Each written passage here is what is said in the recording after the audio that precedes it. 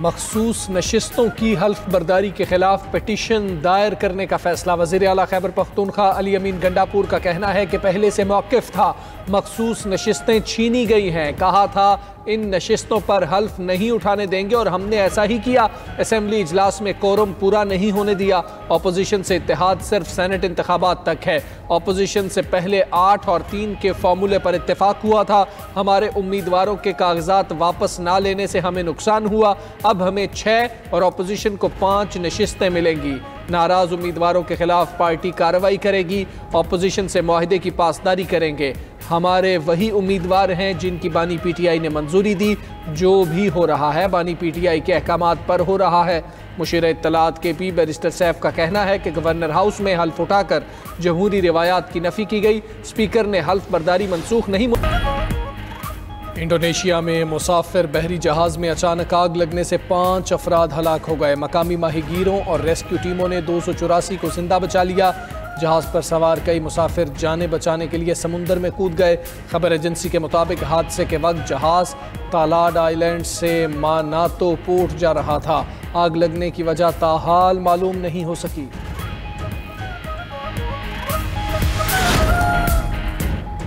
Israeli फौज की बमबारी से गजा में मजीद 84 शहादतें। गजा में गजाई किल्लत से एक और बच्चा दम तोड़ गया। इमदादी मरकज पर इसराइली जारहियत से 73 भूखे फलस्तीनी शहीद हो गए। अरब मीडिया के मुताबिक मई से अब तक इमदाद के मुंतजिर 900 से जायद फलस्तीनी शहीद हो चुके।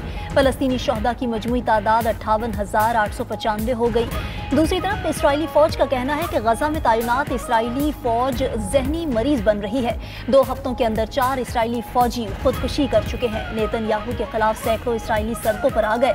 जंगबंदी का मुतालिबा। मराकश के दारुल हुकूमत रबात में भी फलस्तीन हामी सैकड़ों अफराद का एहतजाज। ईसाइयों के रूहानी पेशवा पोप लियो ने गजा में जंगबंदी का मुतालिबा कर दिया। इंसानी कवानीन की पासदारी और शहरियों के तहफ़्फ़ुज़ पर जोर दिया। गजा में ताकत के अंधाधुंध इस्तेमाल और आबादी की जबरदस्ती नकल मकानी की मज़म्मत की।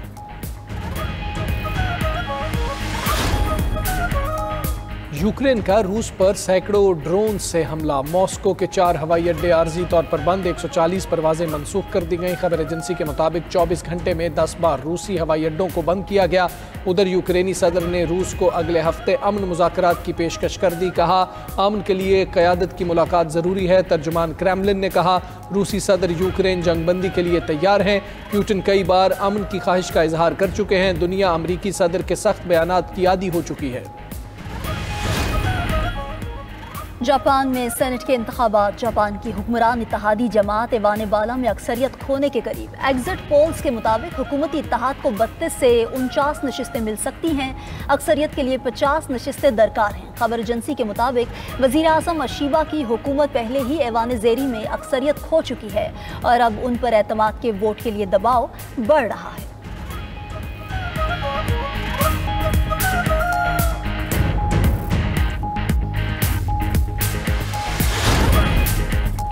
अमरीकी कंपनी ने 90 रोज मुसलसल परवाज करने वाला जासूस ड्रोन तैयार कर लिया। ड्रोन को तवीलुल मुद्दती बहरी निगरानी के लिए बनाया गया है। 236 फीट लंबे पर और 17,000 से जायद सोलर सेल्स रखने वाला ड्रोन दिन के वक्त 100 किलोवाट तक बिजली पैदा करता है।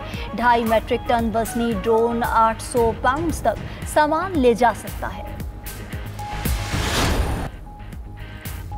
रूसी सदर पुतिन से आयतुल्ला खामनाई के मुशी अली लारिजानी की मॉस्को में मुलाकात। मशरिक़ वस्ता की कशीदा सूरत हाल पर बातचीत।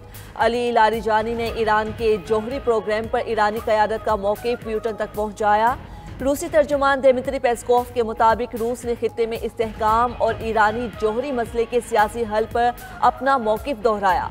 मकसद खित्ते की सूरत हाल को मुस्तहकम करना और ईरानी जौहरी प्रोग्राम से मुतल्लिक मसाइल को सियासी तौर पर हल करना है। अमेरिकी सदर डोनाल्ड ट्रंप अक्टूबर या नवंबर में चीन का दौरा कर सकते हैं। खबर एजेंसी का दावा। कहा जनूबी कोरिया में भी ट्रंप की चीनी सदर से मुलाकात का इम्कान है। अमेरिका और चीन के दरमियान तिजारती जंग से आलमी तिजारत और सप्लाई चेन मुतासर होने लगी। ट्रंप ने तमाम ममालिक से दरामदात पर 10% बेस टैरिफ की तजवीज़ दी। चीन जैसे ममालिक पर यह शरह 55% तक है। ट्रंप ने 12 अगस्त तक चीन के साथ मुस्तकिल तिजारती मुआहिदे तय करने की डेडलाइन दी है। जनूबी कोरिया में शदीद बारिशों से हलाकतों की तादाद 17 हो गई। सैलाबी रेलों और हादसात में 11 अफराद लापता, 7,000 से जायद अफराद बेघर हो गए। सियाहती इलाके गापेओंग काउंटी में एक दिन में 170 मिलीमीटर बारिश रिकॉर्ड। लैंडस्लाइडिंग से घरों को नुकसान पहुंचा। सैलाब में कई गाड़ियां बह गईं। जनूबी इलाकों में बुध से अब तक 800 मिलीमीटर बारिश रिकॉर्ड की गई।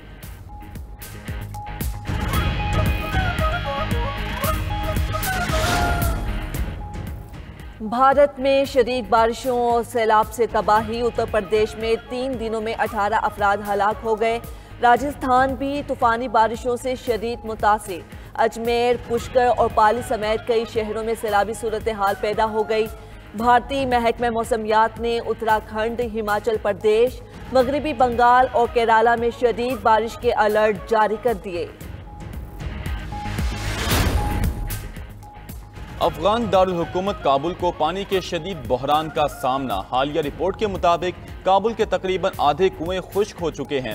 ये जल्द दुनिया का पहला दारुल हुकूमत होगा जहां ज़ेरे ज़मीन पानी मुकम्मल खत्म हो जाएगा। काबुल की आबादी में 30 साल में 20 लाख का इजाफा हुआ है।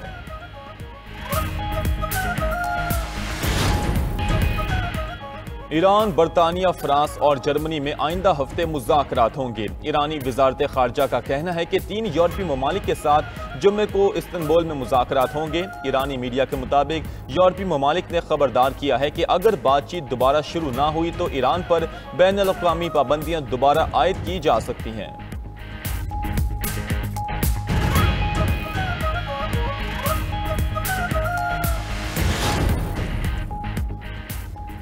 जनूबी चीन और हांगकांग में समुद्री तूफान वीफा की तबाही। चीनी सूबे गवांगडोंग में तूफानी हवाओं से दरख्त गिर गए।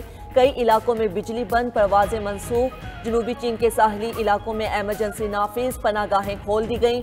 हांगकांग में खतरात के पेश नज़र अलर्ट लेवल बढ़ाकर 10 दर्जे कर दिया गया। तूफानी बारिश और तेज हवाओं के बायस ट्रांसपोर्ट, स्कूल्स, कारोबार बंद हो गया। चीन ने तिब्बत में मेगा डैम प्रोजेक्ट का आगाज कर दिया। पाकिस्तान का पानी बंद करने की धमकी देने वाले भारत में खलबली मच गई। चीनी वजीर आजम ली चियांग ने तिब्बत में यर्लिंग सनोप डैम का संगे बुनियाद रख दिया। मेगा डैम की तामीर पर 168 अरब डॉलर लागत आएगी। दरियाई यर्लिंग पर कायम ये दुनिया की सबसे बड़ी हाइड्रो इलेक्ट्रिक तंसीब होगी। डाउन स्ट्रीम में तिब्बत से पानी दरियाए ब्रह्मपुत्रा में तब्दील होकर भारत और बांग्लादेश जाता है।